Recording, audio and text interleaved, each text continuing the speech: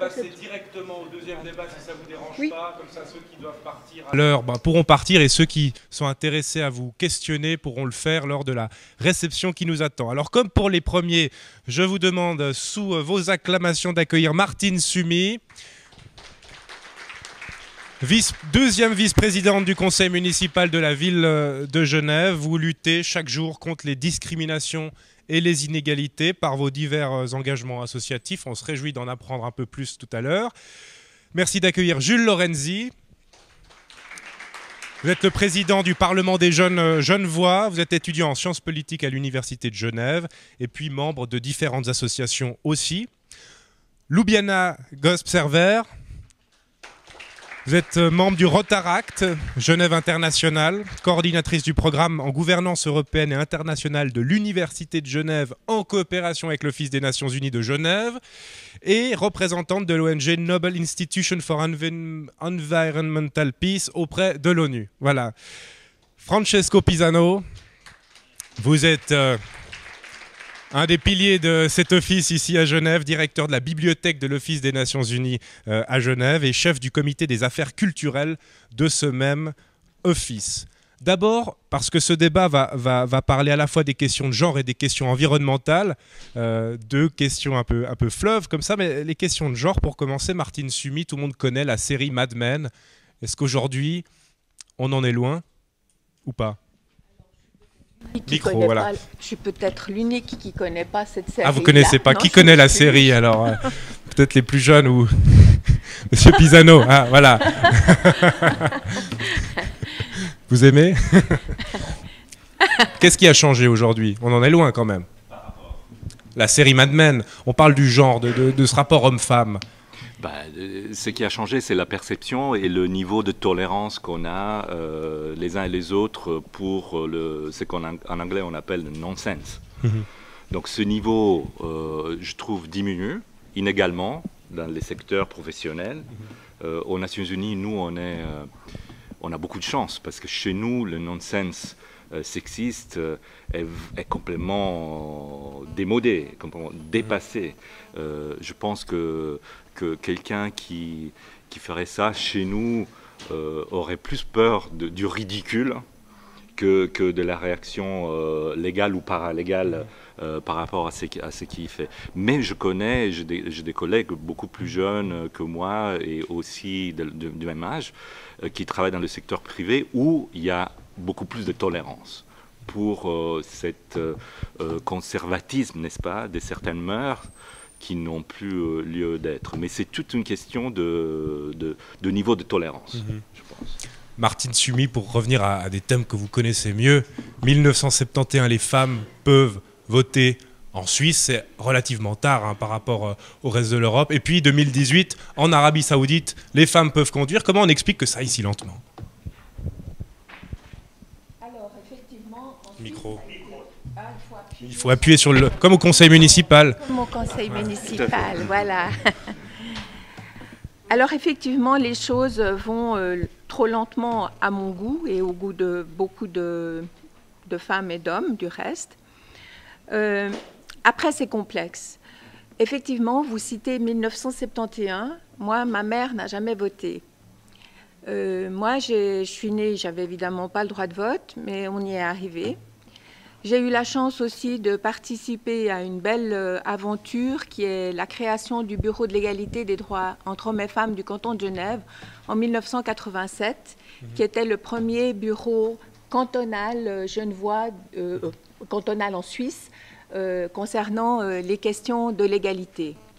Alors, quel chemin parcouru quand même? Je m'excuse juste, mais ce bureau de l'égalité, comment il œuvre concrètement chaque jour? Ça nous intéresse. Alors, très concrètement, moi je n'y suis plus, mais comment il œuvrait à l'époque? Vous savez probablement tous et toutes le fonctionnement de la Suisse. En Suisse, on a une belle constitution avec des beaux principes qui sont inscrits dedans, et je le dis sans ironie, des beaux principes. Et en fait, on a, en 1981, inscrit le principe de l'égalité des droits entre hommes et femmes, dont l'égalité de salaire, etc., etc. Et comme tous les principes de la Constitution chargent au canton de mettre en œuvre ces principes. Alors il a fallu effectivement mettre en route le toilettage des lois. Il a fallu travailler sur le langage. Il a fallu travailler pour que pour aujourd'hui, à l'ONU, on ait une journée où on parle du genre. Donc il y a quand même quelques résultats. Il y a aussi eu en Suisse, vous parlez de l'Arabie Saoudite, mais il n'y a pas besoin d'aller si loin pour trouver des... Bon, c'est pas très loin en avion, 4 heures seulement. Oui. Mais pour trouver des exemples tout à fait indécents en Suisse. Jusqu'en 1985, saviez-vous que madame pouvait être interdite de travail par monsieur? Quand vous preniez un bail à loyer, si vous divorciez, madame était à la rue parce que c'était seulement monsieur qui signait le bail, etc. Aujourd'hui, c'est l'inverse? Aujourd'hui, c'est l'inverse. Non, on n'a pas voulu inverser les rôles. Vous êtes un mauvais joueur. C'est justement pas ce qu'on a souhaité faire. Ce qu'on souhaite faire avec le genre, c'est justement qu'il y ait plus ce rapport de domination, parce que c'est bien là que ça se joue, les inégalités, les discriminations. On souhaite justement participer, mettre en œuvre un monde avec l'égalité entre les hommes et les femmes, que chacun, chacune trouve sa place selon ses goûts, ses envies, ses compétences et son envie de participer au monde et non pas fonctionner avec des stéréotypes d'un très vieil âge. Loubiana, j'ai envie de vous passer la parole parce que vous êtes sur le marché du travail, disons, depuis un peu moins longtemps que d'autres. Est-ce que Madame Soumi, elle parle de son combat. C'est vrai qu'elle a connu une époque où c'était très dur, où on vient vraiment de très très loin. On a beaucoup fait. Aujourd'hui, les combats à mener, c'est lesquels pour vous? Ce que vous voyez par exemple concrètement au travail tous les jours. Alors en fait, je pense que déjà notre génération, on a la chance d'arriver justement après tout ce premier... Disons que je pense qu'il y a eu plusieurs courants de féminisme, évidemment, historiques et puis aussi différents points de vue. C'est pour ça que c'était assez intéressant de voir aussi selon les pays d'origine. Pour notre génération, je pense que notre responsabilité, c'est avant tout la reconnaissance, la prise de conscience du combat que les femmes et les hommes ont mené avant nous. Et puis, après, il y a quand même une recrudescence de discrimination, d'a priori. Et je pense qu'aujourd'hui, la responsabilité de ma génération, c'est de travailler ensemble pour préserver les acquis, pour sensibiliser plus vastement sur ces acquis, et aussi pour se lever, enfin, je veux dire, to stand up, pour ce qui n'a pas encore été acquis. Et quand on parle des genres, en fait, on ne parle pas seulement de la femme, on parle de multiples identités. Et je pense que ça, c'est encore un sujet sur lequel il faut beaucoup travailler. Donc, dans le milieu professionnel, comme le milieu personnel. Et en fait, pour moi, personnellement, j'essaye de créer un lien entre les deux parce que je pense que sur disons, nos actions dans le milieu professionnel doivent être en cohérence avec celles disons, de notre vie privée. Mathéo, c'est vrai, on entend ces mots, hein, il faut... Pardon ? Jules, pourquoi je vous appelle Mathéo? Je ne sais pas pourquoi. Jules Lorenzi. On entend les mots de Loubiana qui dit qu'il faut se battre pour conserver les acquis. Est-ce que vous sentez qu'aujourd'hui, les acquis sont un peu mis en danger, hein, parce qu'il y a une parole qui se libère, mais une parole qui se libère des deux côtés? Je pense déjà que quand on dit à certains jeunes aujourd'hui qu'il y a 45 ans, 47 ans, les femmes n'avaient pas le droit de vote, ça peut déjà choquer parce qu'on vit dans une société où pour nous c'est acquis, enfin, ça nous semble acquis et ça nous semble la moindre des choses. Et c'est assez fou de se dire que voilà, il y a quelques temps, non, ce n'était pas le cas, les femmes n'étaient pas, même pas considérées comme des égales de l'homme. Et je pense que c'est rassurant de voir que ça choque quand on dit ça à des jeunes d'aujourd'hui.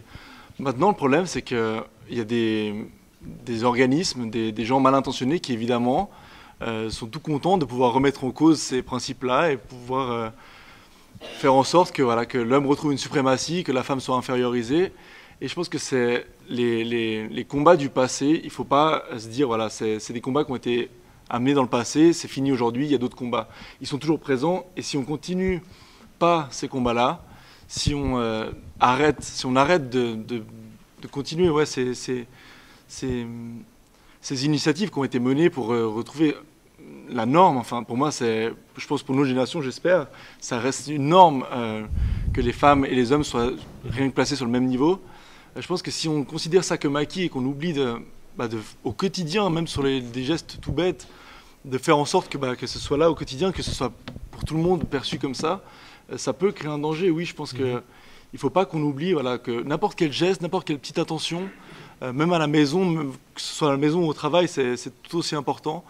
Qu'on n'oublie pas que il faut au quotidien préserver ce bien-là qui est une norme et qui est une norme qu'il faut préserver et qu'il faut absolument qu'elle reste dans notre société et qu'elle ne soit pas mise en danger. Martine, sur le marché du travail, c'est vrai que c'est là où on voit vraiment ça cristallise, avec des femmes qui sont moins payées que les hommes encore aujourd'hui, mais d'un autre côté des femmes qui travaillent plus à temps partiel, donc qui travaillent moins, donc c'est un peu normal qu'elles gagnent moins. Après, évidemment, sur certains métiers à compétences égales, postes égales, elles ont moins. On entend ce refrain, même des chefs d'entreprise femmes qui disent « Oui, mais bon, les femmes ne savent pas se vendre, elles ne savent pas négocier leur salaire. » Est-ce que ça, c'est un argument qui compte? Est-ce que, comme le disait Loubiana, il faut maintenant se battre, et puis il faut aussi se battre pour soi, pas forcément attendre des autres, qu'on nous serve tout sur un plateau? Moi, je ne connais pas grand-chose qui nous a servi sur un plateau. Effectivement, il faut continuer l'engagement. Par rapport au refrain que vous mentionnez, je serai plus nuancée. Je m'excuse de revenir un peu en arrière, mais il y a 30 ans, on avait fait une étude, le Bureau de l'égalité, avec M. Yves Flukiger, qui est maintenant doyen de l'université. Recteur même. Recteur, excusez-moi. Recteur de l'université. Et qui interrogeait justement de la différence de salaire entre hommes et femmes ici à Genève. Et il y a 30 ans, la différence, elle était encore de 30%. Un petit progrès quand même, mais enfin bon, on ne va pas s'arrêter en bon chemin. Mais ce qui était intéressant, c'était que les 2/3 de la différence s'expliquaient de manière tangible, logique, par des interruptions dans la carrière professionnelle, par les temps partiels, par plein de choses qui étaient communes et qui le sont encore beaucoup, un parcours féminin. Mais il y avait ce tiers inexplicable qui est totalement, un homme ton, une femme ton, totalement inexplicable. Et moi, je pense que c'est cette partie qui est assez irréductible et contre laquelle il faut lutter. Si je peux me permettre, moi je voudrais intervenir non seulement pour l'égalité des salaires, mais puisqu'on est là cet après-midi dans une réunion où on est les seniors et les millennials, poser quand même la question très importante de l'accès aux retraites en Suisse. Parce que l'accès aux retraites en Suisse, il est bon par rapport à plein d'endroits, mais il n'est pas si bon pour tout le monde. Et pour 500 000 femmes en Suisse, encore aujourd'hui, ces femmes ne cotisent à aucun deuxième pilier. Et ça, c'est une catastrophe, c'est une bombe à retardement par rapport à la paupérisation des femmes, forcément, mais des ménages aussi, qui arrivent au moment de la retraite avec un très grave problème financier.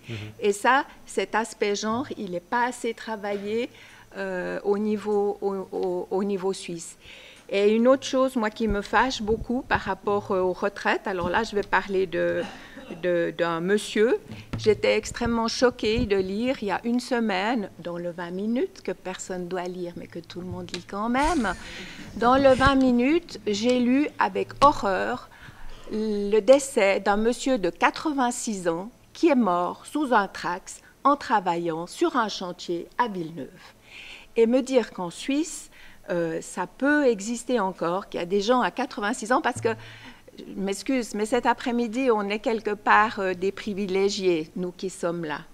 Quand vous travaillez sur les chantiers, vous n'avez qu'une hâte, c'est de vous arrêter le plus vite possible de bosser pour vous reposer, puis prendre une retraite pratiquante, pas une non pratiquante. Et moi, je trouve que d'avoir encore en Suisse des situations pareilles, moi, ça me fâche beaucoup.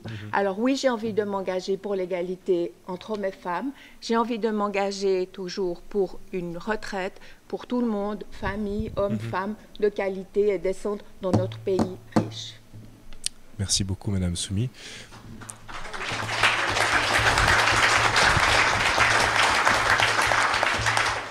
Je vous ai vu acquiescer, Francesco. Si vous souhaitez réagir aux propos de Martine soumis sur son combat. Est-ce que c'est aussi votre combat à vous? Puis ensuite, on parlera d'environnement parce que le temps file. Je sortirais un peu peut-être de la perspective alpine, vu que je travaille pour les Nations Unies. Si on voit la chose au niveau global, certes, il reste énormément de travail à faire. Je pense que l'engrenage, la machine économique qui est celle de la croissance détermine beaucoup ou élimine beaucoup de choix qui sont à disposition pour ceux, par exemple, les législateurs d'un certain pays. Et n'oublions pas les habitudes et les mœurs ambiantes dans ce qui est l'économie industrialisée où nous vivons. Le tiers dont Madame discutait, Martine, dérive à 90% ou 90%, comme on dit en Suisse, de la méthode de recrutement. Et cette méthode est beaucoup plus forte, figurez-vous, dans les métiers intellectuels, comme les métiers de recherche et d'université. C'est-à-dire qu'à parité de panel, qu'ils soient formés des femmes ou hommes, quand l'homme arrive avec son CV, exactement le même, il va gagner, il va se voir offrir un salaire en moyenne globale standardisé de 18% de plus. Je répète, ceci arrive aussi quand le panel est formé de femmes. Donc ça s'appelle un stéréotype. Et tout le monde a des stéréotypes. Comment on combat les stéréotypes? En les connaissant. Moi, j'ai plein de stéréotypes, et vous aussi, et Martine aussi, et tout le monde les a. C'est en connaissant, en prenant conscience de ces stéréotypes, qu'on peut dire peut-être à soi-même, je vais là offrir un jugement qui n'est pas entièrement objectif, je vais demander à ma collègue de s'occuper de ce dossier ou de m'aider à y voir droit. Donc je pense que c'est vraiment un problème global et personnel. C'est l'individu, mais c'est aussi une société qui est, je le répète, basée sous la croissance. Maintenant, quand on parle de, et je vais conclure, quand on parle de environnement et genre, ils sont vraiment liés. Une optique aujourd'hui de décroissance qui semble à certains, surtout dans le domaine de l'académie, une sortie possible aussi pour ménager la chèvre et le chou, pour ménager l'environnement aussi, est une logique qui va coûter très cher aux jeunes.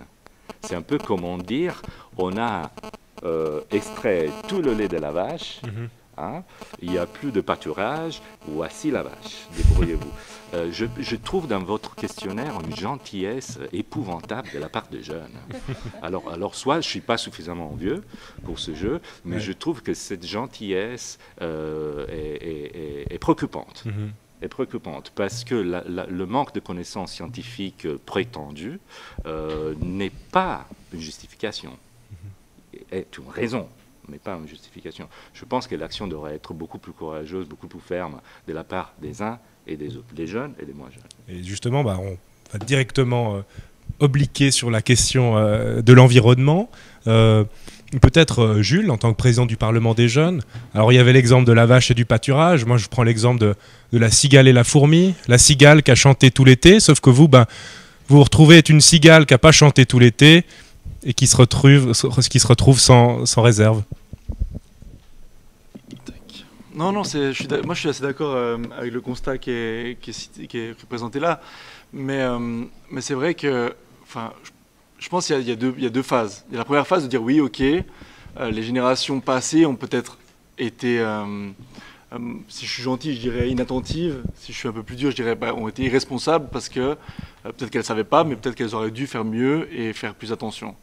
Maintenant, je pense que à partir de ce constat-là, c'est qu'une toute petite partie ce constat. Le gros, c'est d'intervenir, d'agir et de prendre conscience. Je pense que voilà, il y a des exemples de nouveau au quotidien qui montrent que les jeunes, de plus en plus, heureusement, on va sensibiliser. Moi, je pense que je connais beaucoup de jeunes qui vont aller vers leurs parents, leur dire mais attention, maintenant il ne faut plus faire comme ça, ou quand tu vas acheter une voiture, fais attention, prends peut-être une voiture électrique plutôt qu'une voiture à essence, etc.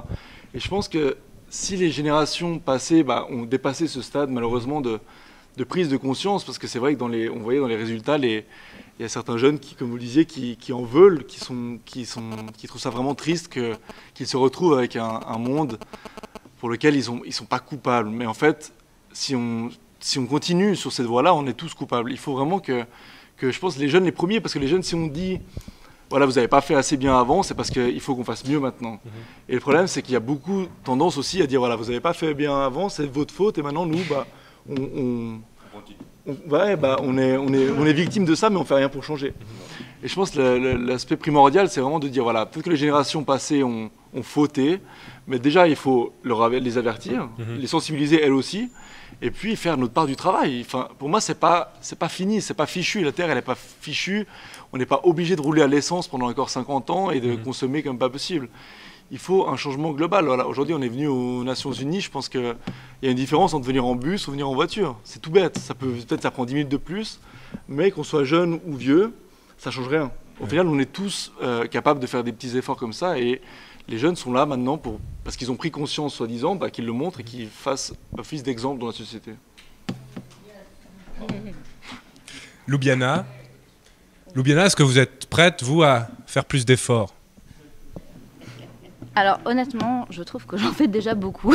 Quoi par exemple? Vous êtes végane? Je suis végétarienne, oui. Végétarienne. Flexible, pas extrémiste, mais j'essaye de réduire ma consommation. Vous n'allez pas caillasser des McDonald's et des boucheries, c'est ça? Voilà, alors en fait, moi s'il y a un truc qui m'énerve, s'il y a une chose qui m'énerve, c'est quand on essaye de faire des efforts au quotidien, on est souvent ridiculisé en fait.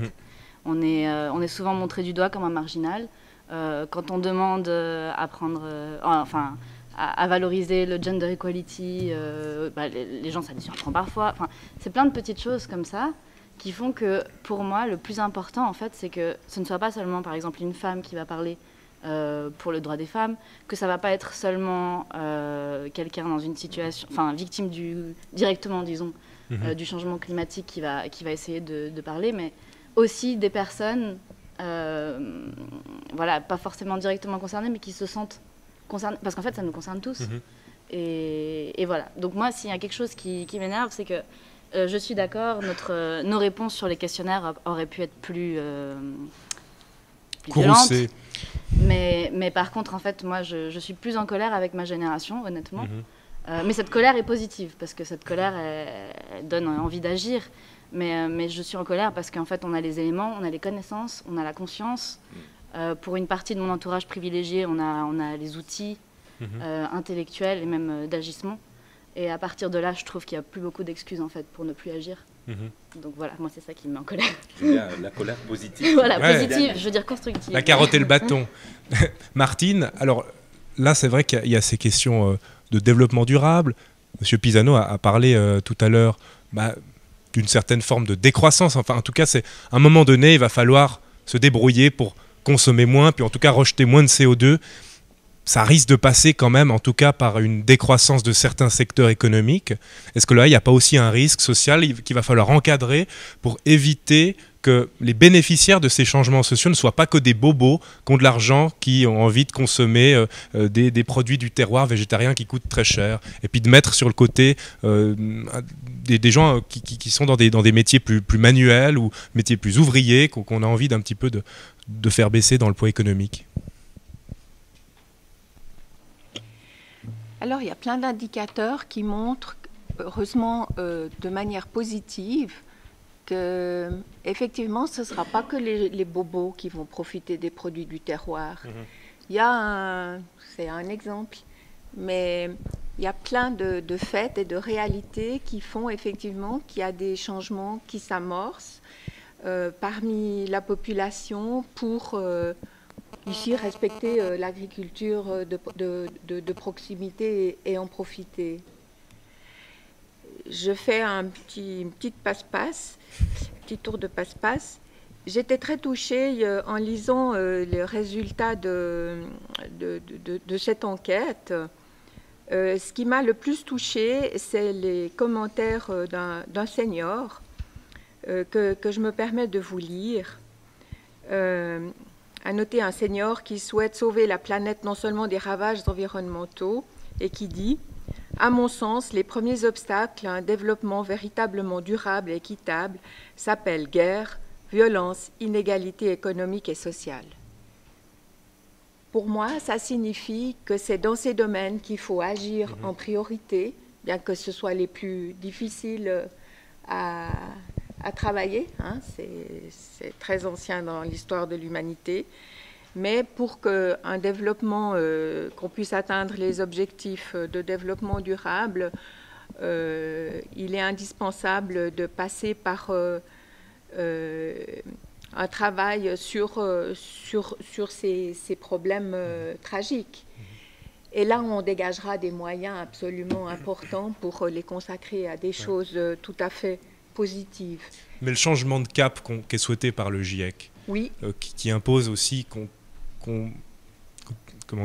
moins de CO2 soit rejeté dans l'atmosphère. Oui. On sait qu'aujourd'hui, voilà, tout le monde a un téléphone portable, c'est très polluant, mais c'est des usines aussi qui travaillent avec des ouvriers derrière qui doivent faire manger leur famille. Si on supprime tout ça, il va falloir les occuper, ces gens. Oui, si je savais, vous dirais. Bon, c'est une question un peu en l'air, oui. Comme ça. Non, mais elle est sérieuse. Moi, j'ai une grande confiance dans la jeunesse. J'ai une grande confiance dans la jeunesse. En même temps, je suis à un âge où j'ai envie de transmettre des choses, mais pas trop. Ouais. Je les sens créatifs, je les sens plein d'idées. J'ai la chance, dans différentes associations ou même au conseil municipal, de fréquenter des jeunes comme mon voisin ou ma voisine. Et moi, je les trouve épatants parce que je trouve que par rapport à ma génération, ils sont beaucoup plus sérieux, ils sont beaucoup plus engagés, ils sont beaucoup plus matures et puis vraiment, ils ont beaucoup à apporter à la planète. Merci Martine, merci pour ce petit moment. Je propose qu'on passe la parole à la salle pendant environ 10 minutes. Questions courtes puis réponses courtes du panel. Levez la main celles et ceux qui sont intéressés. Monsieur ici. Je suis le participant en question. Merci Martine d'avoir relevé ma contribution à ce questionnaire en amenant la question de la paix et de la guerre. Je suis assez sidéré de voir à quel point on se concentre ici sur l'écologie, l'environnement, ce qui nous entoure, c'est pas nous-mêmes, hein, et sur l'emploi, mais pas du tout sur une des causes fondamentales des misères humaines, que sont la famine, la maladie, la pauvreté, la faim, et qui sont essentiellement liées à des conflits entre les êtres humains. Et ça, on l'oublie systématiquement. Je pense que la lutte contre les conflits, qui est d'ailleurs la mission principale de l'ONU, est la clé principale pour diminuer les inégalités, la pauvreté, et tout ce qui va avec. Et je pense qu'on passe vraiment à côté. Ouais, effectivement, il y a eu un choix de thème. Durabilité, il y a 17 objectifs. Cohérent, parce que le développement, par définition, n'est pas durable. C'est la stabilisation qui est durable. Le développement, c'est croissance et donc pas durabilité. Et je pense que si on ne parle pas des vrais problèmes de fond, on passe vraiment à côté. Voilà. Une autre question. Je ne sais pas si... Non, je pense que c'était plutôt une remarque. Question dans la salle... Monsieur, là-bas, quelqu'un qui n'a pas encore pris la parole, une jeune. Ça marche. Je voulais juste revenir par rapport à ce que vous aviez dit avant, Monsieur Sédou, par rapport à la volonté des jeunes. Est-ce que les jeunes millénials actuels ont encore de la volonté? Et je pense que oui, je pense qu'on a tout à fait de la volonté. La preuve, c'est qu'il y a beaucoup d'associations, il y a beaucoup de jeunes engagés. Il y a un mouvement scout, par exemple, à Genève, qui est très présent. Et les objectifs durables, c'est clairement, ça fait clairement partie de tous nos engagements dans ces associations. Donc, on n'en manque pas de volonté, mais je pense qu'on manque les outils pour nous aider à agir. Et je pense que c'est là où c'est important qu'il y ait un réel dialogue intergénérationnel qui se mette en place à Genève, par exemple. Dans mon cas, ce serait génial. Et juste que les seniors puissent partager leur expérience et leurs outils avec nous pour que nous, on puisse faire de même, voire mieux dans les années à venir. Voilà, merci. Est-ce que quelqu'un souhaite réagir brièvement? Martine? Voilà. Voilà. Alors bon, je vais faire un peu de publicité pour la ville de Genève, qui franchement met plein de lieux et d'actions à disposition pour que les générations se rencontrent, échangent et s'entraident. Un seul exemple, c'est la Cité Senior, où vous pouvez vraiment... moi, j'ai assisté à des très très beaux moments. Bon, on ne parlait pas de développement durable. Les jeunes venaient nous présenter aux aînés le rap et puis les sports de rue. Et puis, c'était des moments magnifiques d'échange. Mais ça peut aussi être des moments où il y a des transmissions de savoir des aînés auprès des jeunes, avec des échanges pour qu'ils nous apprennent à bien manipuler notre téléphone portable avec des terres rares, etc. Donc, il y a plein d'endroits qui existent. Et moi, je vous encourage à aller voir le site de la ville de Genève, qui fait un gros travail avec toutes les associations qui sont non seulement sur la ville, mais sur le canton, parce qu'il y a plein d'endroits pour qu'il y ait ces moments de rencontres et de partenariats pour participer ensemble à prendre soin de notre monde. Madame, puis... Voilà. Bonjour, j'ai une question pour Madame Gosp-Server. J'ai vu que vous êtes passionnée pour la cause des réfugiés. Autant de personnes qui ont travaillé pour le HCR pour 25 ans. Et comme un seigneur, je dis que notre génération, il faisait un sort de faire un travail humanitaire, mais pas en Europe, en mission, 6 mois quelque part en Inde, ou pour assister les réfugiés ou assister le pays pauvre. Est-ce que vous avez noté que cet engagement ou cette motivation pour le travail humanitaire volontaire, il existe encore maintenant dans la jeunesse, je peux dire? Est-ce que c'est une orientation pour la jeunesse, ou c'est les difficultés de trouver un travail, ou cet accès très très facile à l'éducation, de continuer d'avoir le... Il y a beaucoup de jeunes à notre époque qui ont arrêté leurs études, une année sabbatique, pour faire du travail humanitaire. Mais maintenant, on voit que les jeunes, ils veulent terminer l'université, et je crois que la priorité, c'est de trouver du travail aussi. J'aimerais savoir s'il y a cette motivation pour le travail humanitaire volontaire. Une question très claire, Lubiana. Merci Madame pour cette question que je trouve tout à fait pertinente. Je pense que la question, elle a peut-être un petit peu évolué en fonction des générations, dans le sens où aujourd'hui, par exemple, pour travailler au HCR, il faut minimum un diplôme, en réalité beaucoup plus, il faut plusieurs langues. Donc disons que finalement, par exemple, le HCR ou d'autres organisations qui travaillent sur le terrain, je pense qu'il y a une grande aspiration venant de notre génération pour aller travailler sur le terrain et faire de l'humanitaire, moi y compris honnêtement. Mais en fait, c'est très compétitif comme milieu et parfois, avoir des langues, avoir des engagements, ça suffit plus. Après, voilà, c'est pas toujours évident. Après, il y a la possibilité, comme vous le dites, de le faire de manière volontaire, en tant que, par exemple, UNV ou comme stagiaire, non rémunéré. Ce que je trouve être une excellente expérience, honnêtement. Après, une fois de plus, je pense que c'est réservé à 2 types de jeunes. Les premiers qui sont déjà sur le terrain et qui peuvent donc peut-être éventuellement travailler pour un bureau régional, ou alors les deuxièmes qui sont des personnes privilégiées, qui peuvent se permettre de partir, entre guillemets, gratuitement, sans ressources. Voilà. Et puis la deuxième chose, c'est que pour ceux qui font... Disons quand même que les études en Occident sont quand même beaucoup plus valorisées. Il faut faire une grande école. Et encore, on a du mal à se démarquer quand on fait des grandes écoles. Donc, on ne peut pas à la fois être étudiant, par exemple, à l'Université de Genève, et en même temps être actif sur le terrain. C'est assez difficile. Donc, je pense qu'il y a vraiment une volonté de faire comme ça, enfin de rejoindre le terrain, de s'engager dans l'humanitaire, et puis de faire beaucoup plus d'opérationnel. Je pense qu'il y a cette volonté. Mais en même temps, pour le moment, c'est ce que ma collègue des scouts disait finalement, c'est que les outils ne sont pas toujours très accessibles pour nous. Mais je pense que justement, ce genre d'échange peut permettre aussi pour nous de savoir comment faire et puis quelles sont les possibilités que parfois on ignore. Une toute dernière question avant la conclusion. Monsieur. Merci, Christian David, je travaille à l'ONU. Donc je voulais juste revenir sur la problématique du genre et les stéréotypes que vous avez évoqués. il me semble que cette problématique, c'est comme pour le climat, c'est dû aussi au manque d'information et pour réaliser le problème. Donc l'idée, ça serait vraiment de faire des réunions comme on fait aujourd'hui, par exemple, mais également d'utiliser l'outil Internet qui permet justement de diffuser cette information. Et je reviens aussi sur ce qu'a dit monsieur sur les conflits, la guerre, etc., et le rôle de l'ONU. On peut être que d'accord avec ce que vous avez dit. Mais la problématique du climat est aussi importante parce que justement, on n'a pas de terre de remplacement, on n'a pas de planète de remplacement, donc il faudra l'aborder et elle est extrêmement urgente. Merci. Est-ce que quelqu'un souhaite répondre? C'était plutôt une proposition, comme ça.